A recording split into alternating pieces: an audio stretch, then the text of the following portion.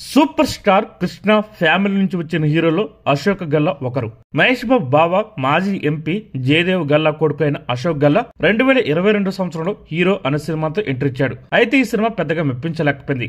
2 ఏళ్ల గ్యాప్ తీసుకుని ఇప్పుడు దేవకి నందన వాసుదేవ మూవీతో వచ్చాడు.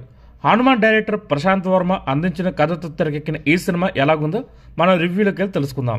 హనుమాన్ సినిమా కోసం హనుమంతుడితో ఒక సోషియో ఫ్యాంటసీ కథాంశాన్ని ఎంచుకున్న ప్రశాంత్ వర్మ దేవకి నందన వాసుదేవ మూవీ కోసం కృష్ణుణ్ణి ఆధారంగా చేసుకుని కథను రాశాడు. తన చెల్లెలి కుటుంబంలో జన్మించే 3వ సంతానం వల్ల తన ప్రాణానికి ప్రమాదం ఉందని తెలుసుకుంటాడు. చెల్లెలి కుటుంబాన్ని చంపేందుకు ప్రయత్నిస్తాడు, కానీ అది ఫెయిల్ అవుతుంది. అలా మామ చేతిలో ప్రాణాపాయం నుంచి తప్పించుకున్న హీరో పెద్దయ్యాక అతన్ని కలుస్తాడు. వీరి పరిచయం తర్వాత ఏం జరిగింది? మేనమామ నమ్మిన జాతకం నిజమైందా? ఇదే దేవకి నందన వాసుదేవ సినిమా కథ. శ్రీకృష్ణుని పోలిన కథ రాసుకోవడమే కాదు, పాత్రలు కూడా దాదాపు ఇవే పేర్లు పెట్టాడు. అయితే కథలో ఉన్న బలం కథనంలో కనిపించదు. గుణ 369 ఫేమ్ అర్జున్ జంజాల ప్రశాంత్ వర్మ రాసుకున్న కథతో తెరకెక్కిన ఈ సినిమాకి డైరెక్టర్ వేరే రచయిత రాసిన కథను తెరకెక్కించేటప్పుడు ఆ కథను సొంతం చేసుకోవాలి, కనీసం అర్థం చేసుకోవాలి. అయితే అర్జున్ ఇవేమి చేసినట్టు కనిపించలేదు.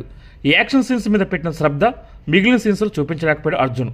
అందుకే నటీనటుల పెర్ఫార్మెన్స్ కూడా కథ ఉన్నంత బలంగా కనిపించదు. బలమైన పాత్ర, ఎమోషన్ క్యారెక్టర్లు మెప్పించాలని అశోక్ గల్లా చాలా కష్టపడ్డాడు. అయితే ఆ కష్టం థియేటర్లకు ఉన్న ప్రేక్షకులు కూడా ఇట్టే తెలిసిపోతుంది. మిస్ తెలంగాణ 2020 సంవత్సరం విన్నర్, మిస్ ఇండియా పోటీలో టైటిల్ గెలిచిన మానస వారణవాసి ఈ సినిమాలో హీరోయిన్. తెలుగు అమ్మాయి కాబట్టి డైలాగ్స్ బాగానే చెప్పింది. అయితే ఎమోషన్ పండించడం మాత్రం పూర్తిగా తెలిపింది. విలన్ గా నటించిన దేవదత్త బాగా నటించాడు. కమర్షియల్ సినిమాకి దైవభక్తి జోడించి సినిమాలు తెరకెక్కించడం అంత తేలికైన విషయం కాదు. హనుమాన్ సినిమాలో వర్కౌట్ అయిన ఫార్ములా దేవకి నందన వాసుదేవ సినిమాలో వర్కౌట్ కాలేదు. అందుకే ప్రశాంత్ వర్మ ఈ స్టోరీని పక్కన పెట్టి ఉంటాడు. గ్రాఫిక్స్ బాగున్నా ఎమోషనల్ కనెక్ట్ లేకపోవడంతో హనుమాన్ సినిమాలో హనుమంతుడు కనిపించేప్పుడు వచ్చిన ఫీల్ రాదు. అక్కినేని అఖిల్ చూసేందుకు బాగుంటాడు, అలాగే అశోక్ గల్లా కూడా చూడటానికి బాగున్నాడు. అయితే చూడటానికి బాగున్నంత మాత్రాన సినిమాలో సక్సెస్ఫుల్ హీరోలు అయిపోరు, నటనలోనూ రాణించగలగాలి. నటన రాకుండా హీరోయిన్లు గ్లామర్ షో చేస్తే సక్సెస్ అందుకోవచ్చు, కానీ సినిమాని తన భుజ స్కంధాలపై మోయాల్సిన భారం మాత్రం హీరో పైన ఉంటుంది. మహేష్ బాబు మేనల్లుడు ఈ విషయాన్ని త్వరగా తెలుసుకుంటే ఆ విధంగా కష్టపడితే బాగుంటుంది. మొత్తానికి దేవకి నందన వాసుదేవ మూవీ ఒక అవుట్డేటెడ్ సోషియో ఫ్యాంటసీ మూవీ.